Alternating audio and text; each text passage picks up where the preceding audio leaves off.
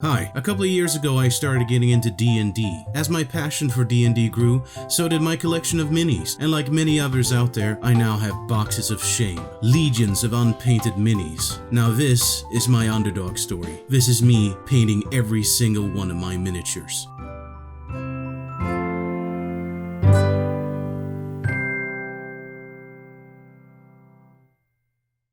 So, here is one of my boxes of shame. That includes miniatures from WizKids, Gale Force 9, and Reaper minis. I also have some minis that I got from the D&D board games, and one of them caught my eye. Okay, yeah, so as my first thing to paint, I chose this little bastard. He's from the Ravenloft D&D game, and it's a Flesh Golem. Yeah, let's see how this goes. So first I start off with really just one skin color. I just wanted to cover everything. You can see that I'm using a large brush. I'm really at this point I'm just caring about two things: thinning out my paints and making sure that I get coverage all over it. I'm actually even stippling on some, which is sort of a forward stabbing motion with the brush. I don't know exactly why, but I just find sometimes that helps better. Now, the next thing I wanted to do, I heard some tutorials or saw some tutorials about the mythical so-called wet blending. So I figured this creature has sort of disgusting skin metal symbiosis going on. So I figured I wanted to just try to make some sort of two-tone skin. So some of it will be sort of pale and some of it will be much more sort of in a red color. So I'm using actually a secondary brush just to try to sort of stipple that out. And yeah, sorry for the camera view. This is my first time doing this, so this will probably get a little bit of getting used to. But at this point I'm just trying to get like no clear visible seams on the sort of color shifting skin, and this one is also very, very thinned out with water.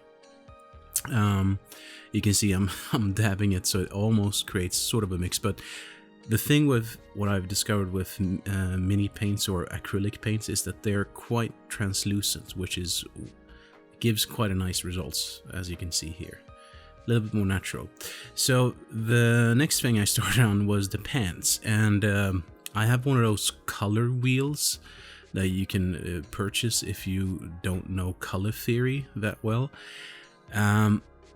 And I sort of thought about what sort of color I want the pants to be, because I want them to be not very sort of eye-catching. So I went with black, actually, in the end.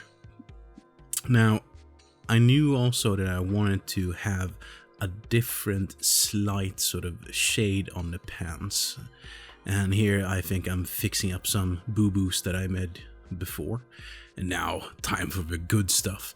So I think I used some of Army Painter's sort of gory red stuff. I just wanted to fill in all of the obvious sort of bloody wounds. But also, one thing, I don't know exactly where I got this from, but I know that skin, when it has sort of trauma and has cuts, it gets a little bit red around it as well. So I sort of feathered out that into the skin color. And here's me trying to do some highlighting, making him look like an inverted panda. But that turned out kind of good.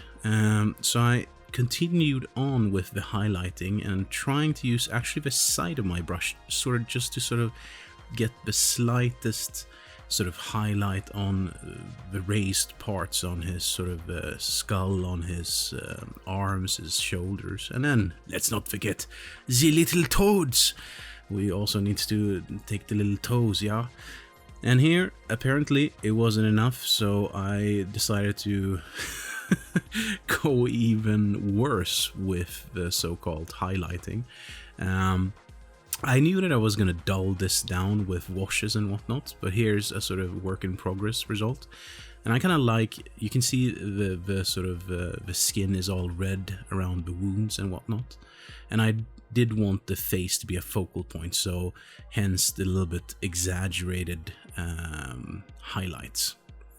At this point, because I thought I was almost finished, then I discovered, no shit, the man has some sort of belt underneath his pants, sort of tucked in.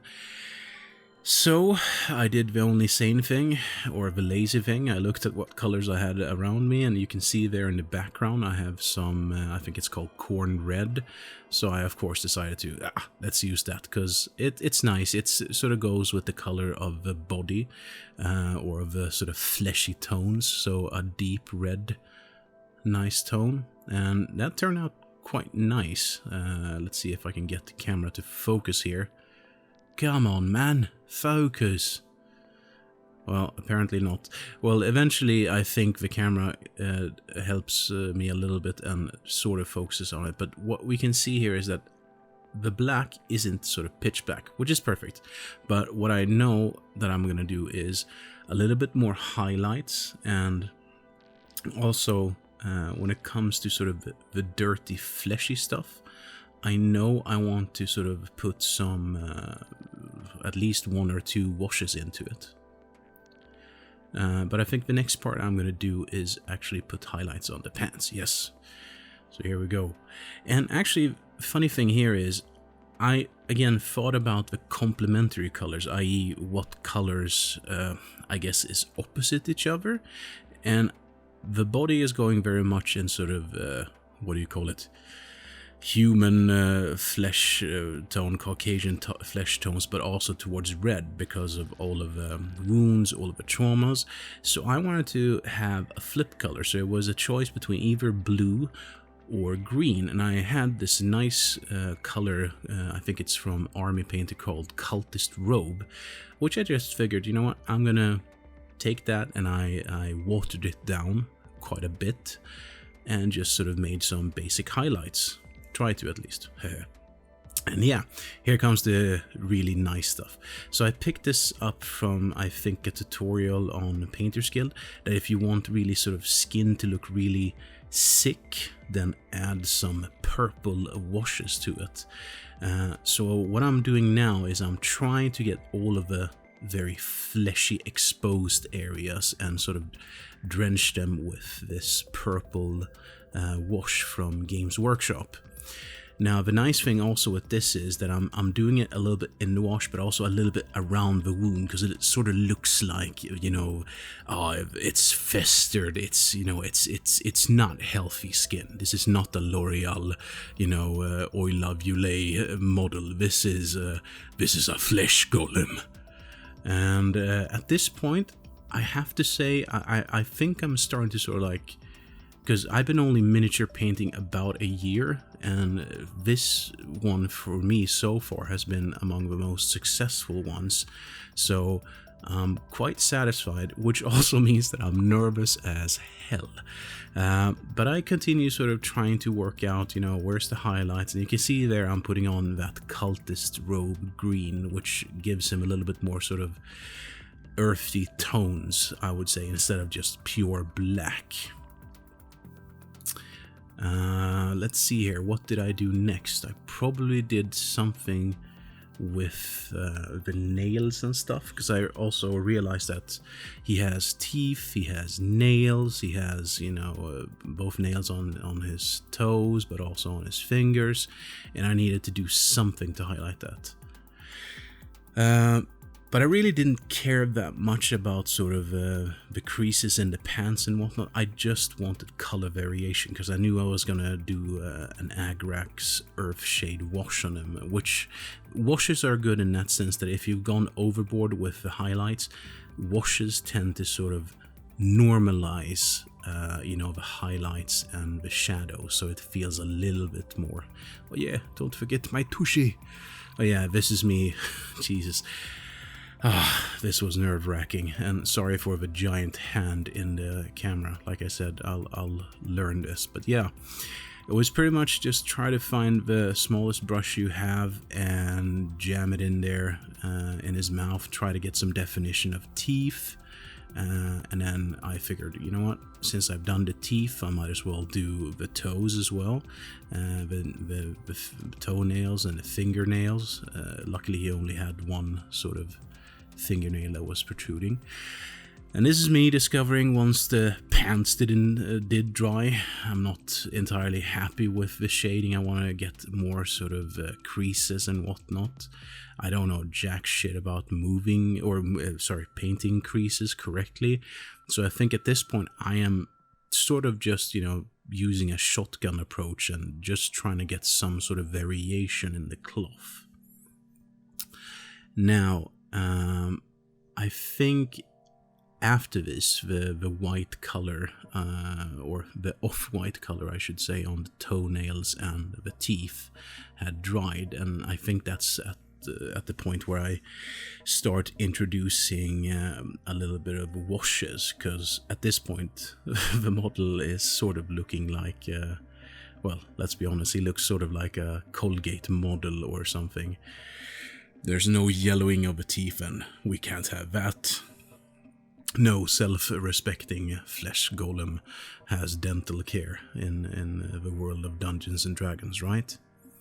So I think, yeah, at this point I'm starting to sort of do a little bit of manicure and pedicure on his little toes, and then a little bit of Agric's Earthshade on his teeth.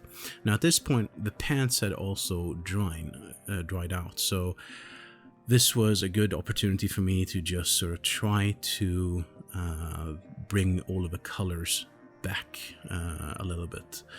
And that's, I mean, I'm no expert. Like I said, I've been doing this for about a year. But if you have one part of a model that you're focusing on, while that is drying, try to do a different, part of the model. Oh yeah, and this was among the last details. So this Flesh Golem is sort of a Frankenstein's monster kind of story. He has stitches all over his body, and I decided to go with metal because I was like, my Flesh Golem won't have any thread.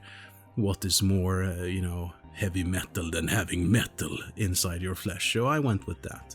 And I think at this point you also see a hint of eyes, which is actually, I'll be honest, this is the first time I've ever succeeded, or ish succeeded with eyes. And then, bringing this home to goal, I decided to go with a flat matte paint job and for the base. And, well, yeah, here's some glamour shots.